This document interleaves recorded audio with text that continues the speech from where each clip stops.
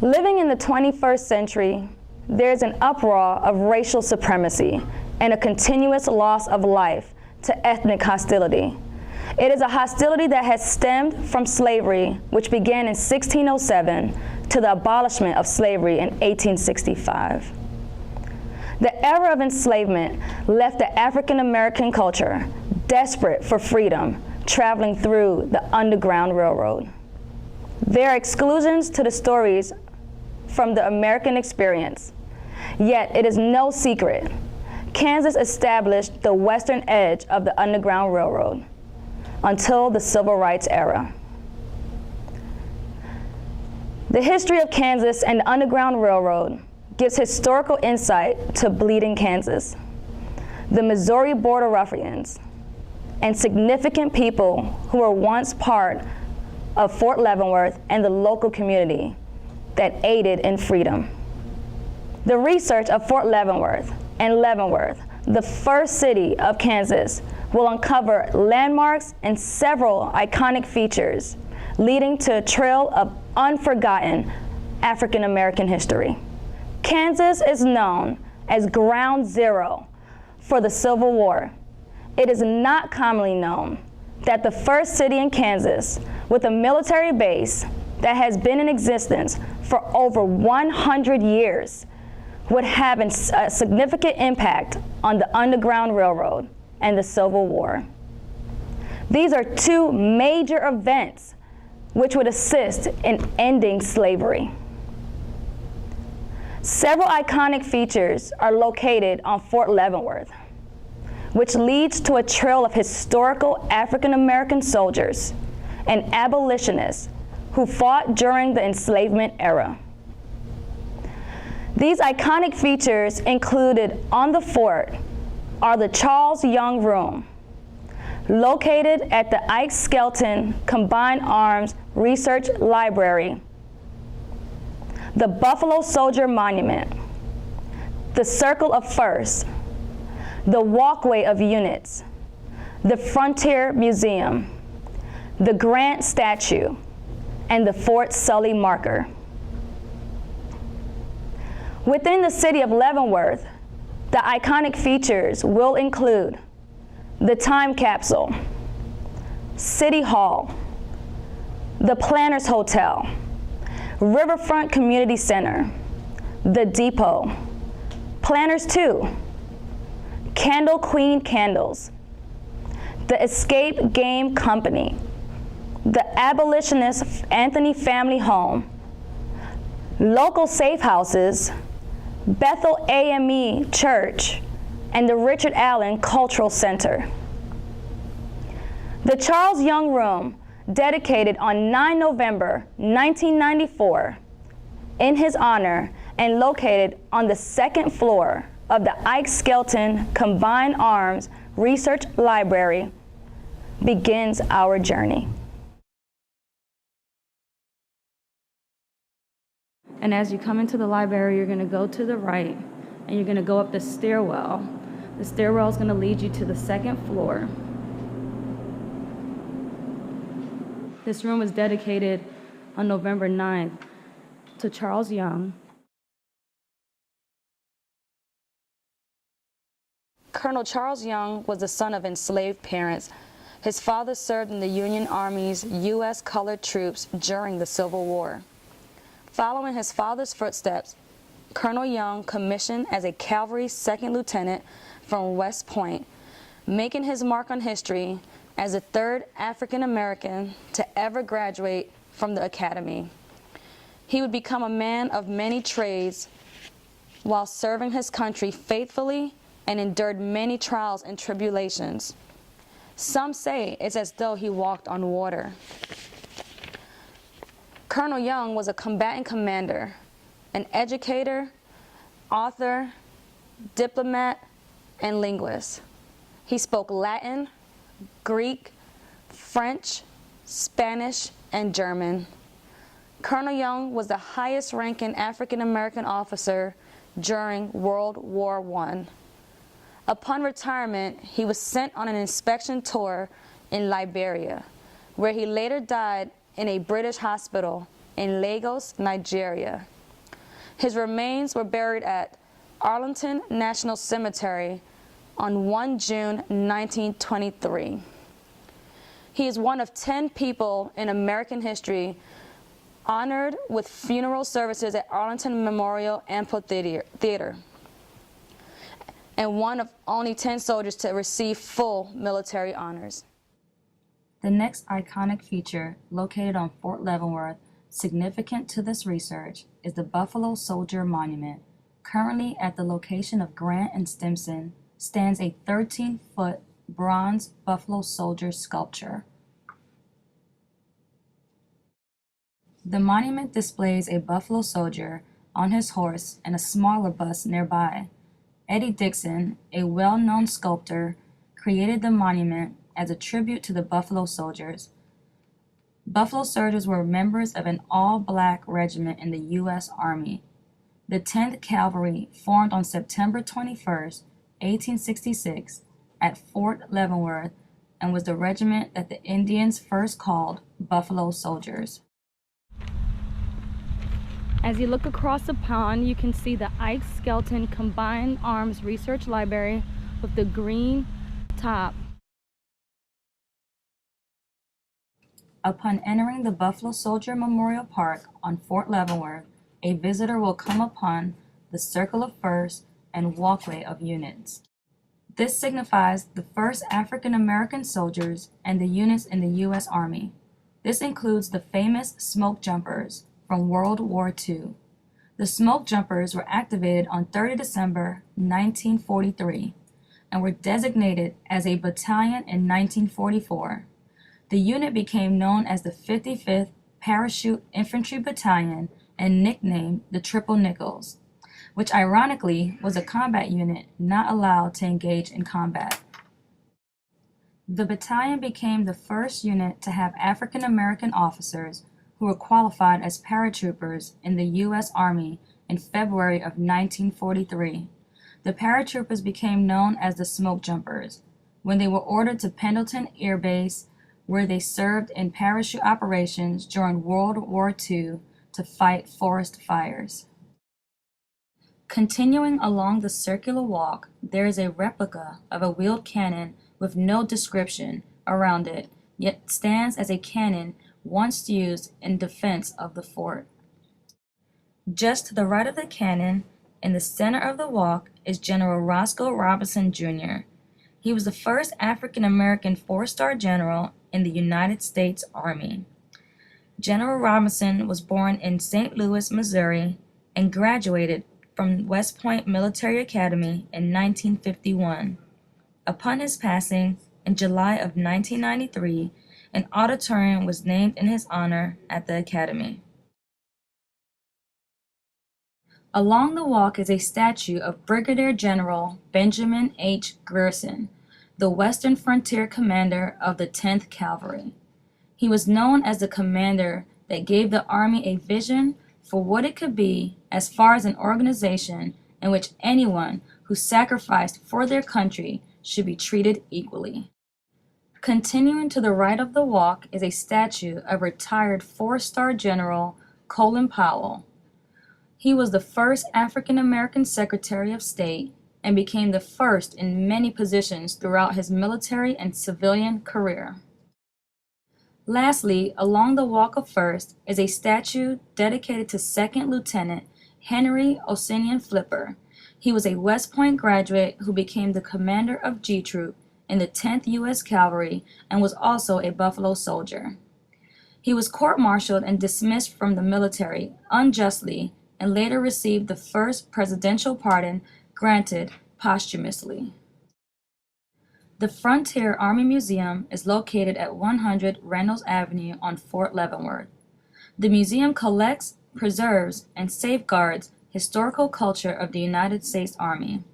The museum has considerable information on the independent colored Kansas Battery and a 17-page article on the Douglas Battery at Fort Leavenworth.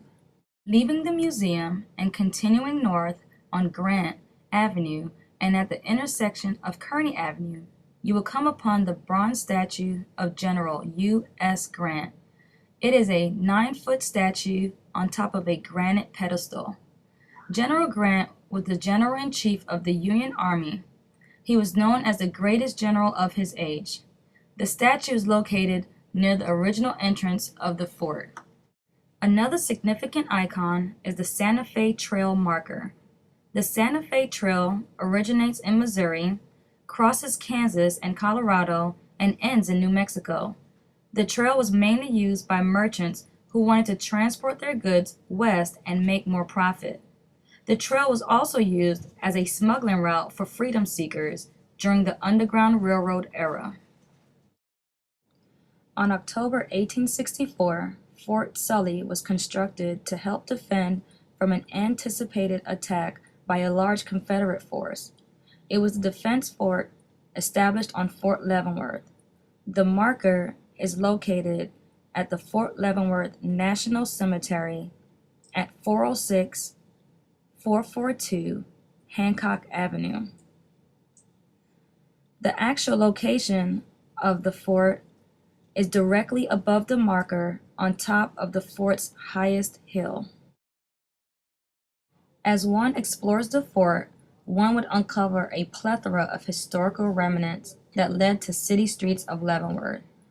There are many historical sites and underground tunnels that still remain, which tell a remarkable story of the trials and tribulations during the era of Bleeding Kansas and the Border Ruffians. The tour of Leavenworth began with the first stop on Esplanade Street, where one will see open grassland across from Ken's garage. On that open portion of grassland, there is a plaque dedicated to the Planters Hotel. More specifically, there is a replica of the Planters Hotel steps where on December 5, 1859, former President Abraham Lincoln gave his campaign speech urging voters not to use violence, but to use their vote at the ballot box to keep slavery from expanding into their territory. It is now a time capsule that will not open until the year 2050. The Planters Hotel, completed December 1865, was a safe house that was located at the intersection of Main and Shawnee Street in Leavenworth, Kansas. It consisted of 100 rooms and was the gathering place for pro-slavery individuals as well as former President Abraham Lincoln when he campaigned for the presidency. From the day former President Lincoln made his speech on the steps of the hotel became a Leavenworth landmark. The hotel was torn down in 1950 when it was declared unsafe. The Planters Hotel was the site of the kidnapping of Charles Fisher, also known as Peter Fisher. He was an African-American barber who worked at the hotel and was abducted based on suspicion that he was a fugitive assisting fugitive slaves. This action violated the Fugitive Slave Act. His battle for freedom continued when he was captured again in 1863. Being a strong freedom seeker, he found his way back to Leavenworth as a free man. The statue of former President Abraham Lincoln is located on 4th Street in Leavenworth in front of City Hall. It is a commemoration for his first visit to Leavenworth. He traveled to Leavenworth during his campaign for presidency in efforts of spreading his message on anti-slavery. His first speech in Leavenworth was actually at Stockton Hall, which was once across the street from City Hall. The building is now demolished. The Riverfront Community Center is an essential location due to it once being the main train station in Leavenworth. Conductors who were part of the Underground Railroad network would slow their train as it got closer to the station. They would sound their horn a certain way to let the fugitive slaves know that this passing train was safe to get on, in hopes of making it to their freedom location. This train station is now a community center open to the public. Behind the Riverfront Community Center is Leavenworth Landing. Leavenworth Landing was once the main port of entry for ships into the city. Former President Abraham Lincoln boarded one of the steamboats in his departure from the city to continue his presidential campaign to the northern states. Leavenworth Landing was also connected to the main train station of Leavenworth. The depot is 7 blocks west of the Riverfront Community Center and is now a family restaurant located at 781 Shawnee Street in Leavenworth. This restaurant has tunnels that run underneath the building. However, the majority of the tunnels have collapsed over time. The building was an old train depot, which was used for lumber and construction materials. That is how the current restaurant received its name, the depot.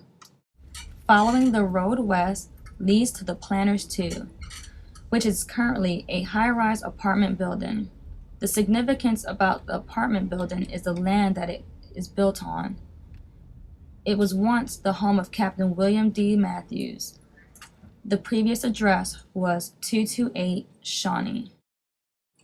The Candle Queen Candles Gift Boutique is located at 500 Shawnee Street, Leavenworth.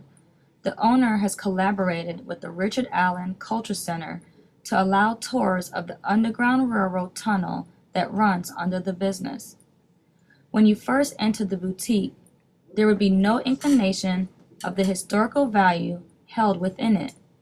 As you go to the back of the store, you will see a dressing room to the right and a door to the left.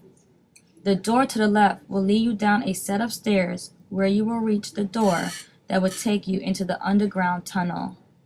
Inside of the tunnel, multiple individual rooms give the impression as though it was an underground city. One of the rooms looked as though it was a leather or clothing shop. The second room, a barber shop or an area to freshen up. And the third room looked like an eating facility. These were all essentials needed for travel through the Underground Railroad as fugitive slaves went from safe house to safe house. Southwest from the Candle Queen Candles on 400 Delaware Street is a local entertainment company known as the Escape Game. The Escape Game utilizes the underground tunnel that runs under the building as part of their business. Most of the tunnels are on the south side of Delaware Street. All the tunnels are connected, and the tunnels went east toward the Riverfront Community Center, which was the old main train station. The abolitionist Anthony family resided at 417 North Esplanade Street. There is currently a plaque in front of the house and a grand view of the Missouri River in front of the home. Anthony Sr. was born 22 August 1824 in South Adams, Massachusetts. While in Massachusetts, he was a school teacher, and that is where he made the decision to move to Kansas with the purpose of fighting slavery. Although he helped with the establishment of the Massachusetts immigration in Lawrence, Kansas, he chose Leavenworth to be his home. He came with a goal to become a prominent member of society. The Anthony family began their journey in Leavenworth when Daniel Reed Anthony Sr. moved to the city in June of 1857. He was a solid-framed man at 6 feet tall and weighed 180 pounds with a clear and powerful voice. He was a controversial politician and journalist. He passed away on 12 November 1904 in Leavenworth, Kansas, and is buried at Mount Muncie Cemetery. His legacy and equality would become for generations and bring to fame his children, Daniel Reed Anthony Jr. and Susan B. Anthony. Mr. Anthony Jr. became the owner of the Leavenworth Times newspaper and was a Republican politician born 22 August 1870 and died in Leavenworth on 4 August 1931. Today, the Leavenworth Times remains the oldest newspaper in Kansas. He served as president of the Kansas Historical Society and selected 10 times as Republican to the 60th Congress, as well as appointed postmaster of Leavenworth for 1 year and then mayor of Leavenworth for 2 years. He supported abolitionism like his sister, Susan B. Anthony.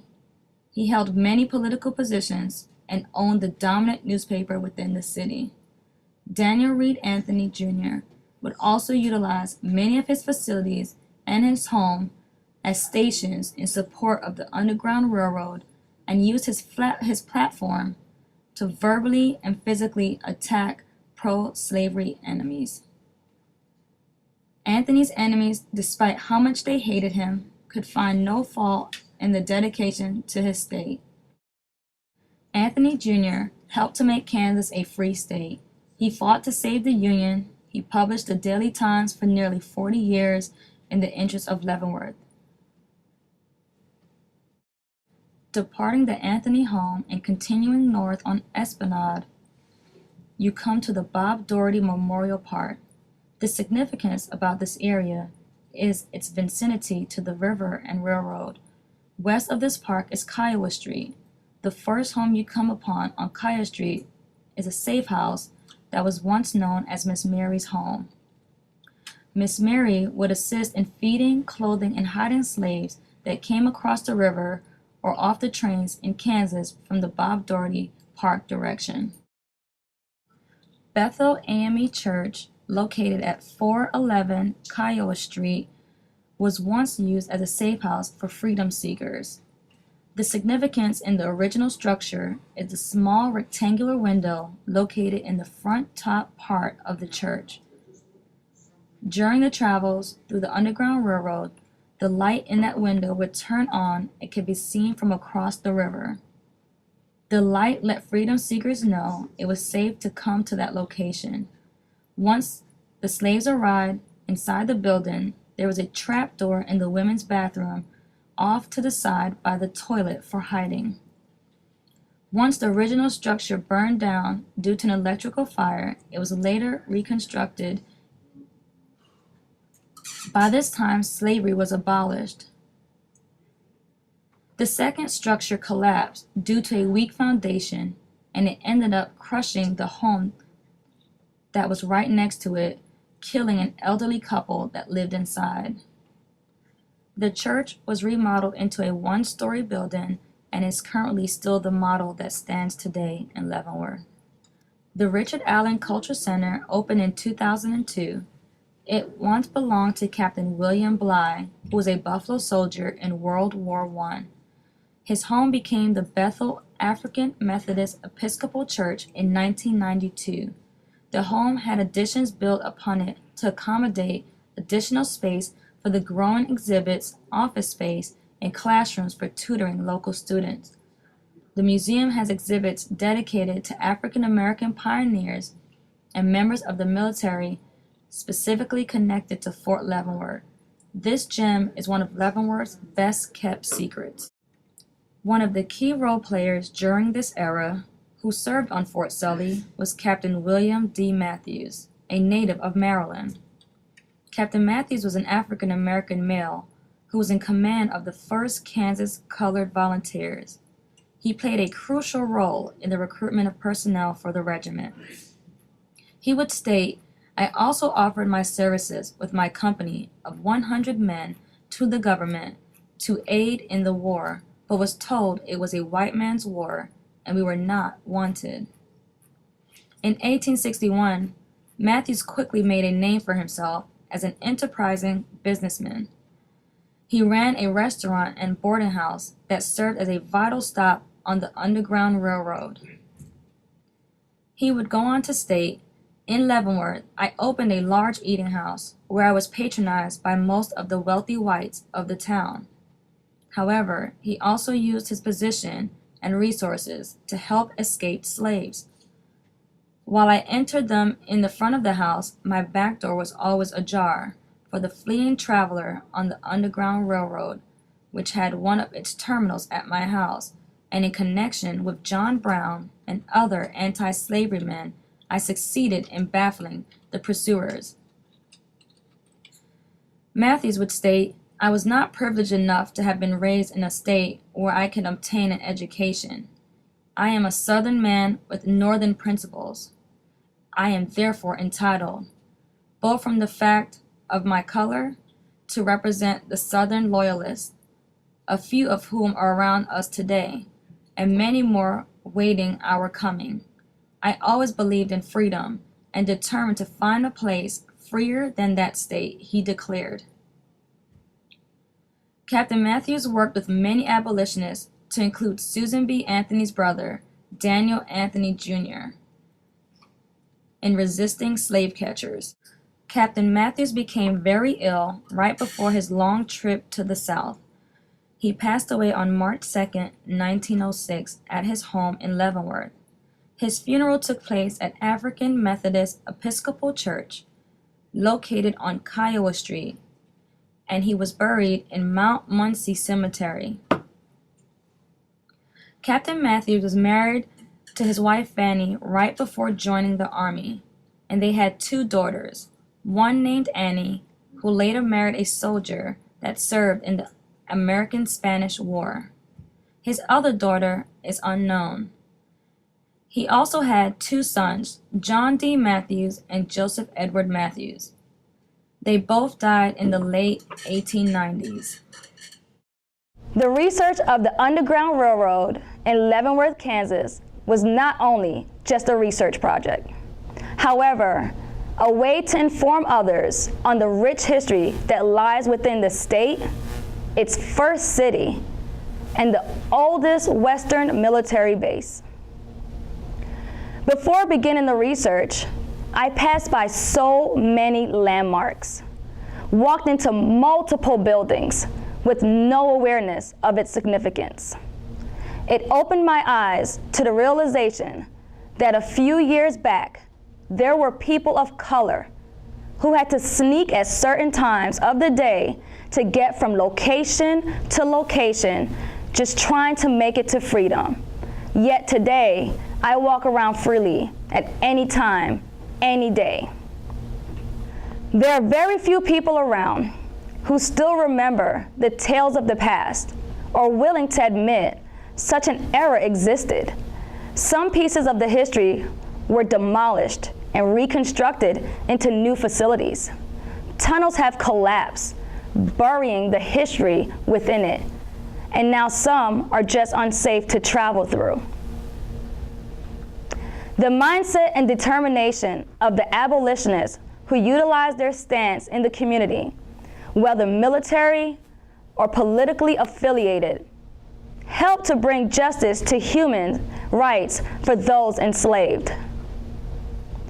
The roles of each of these individuals discussed during the tour, and so many others to include the military organization, assisted in the turning point of an era that caused so many fighting for their God-given right of freedom. The operation of the Underground Railroad ceased in 1863 and became the above-ground railroad during the Civil War as a part of the Union's efforts. Harriet Tubman, one of the most famous train conductors, led intelligence operations in a command role in the Union to continue the rescue of emancipated slaves. She once said, "I was the conductor of the Underground Railroad for 8 years, and I can say what most conductors cannot say. I never ran my train off the track, and I never lost a passenger." Yet, she goes on to say, "I had crossed the line. I was free, but there was no one to welcome me to the land of freedom. I was a stranger in a strange land." So I close with this. Are African Americans still fighting in the land of freedom to be free? Or are they still strangers in a strange land because of the color of their skin?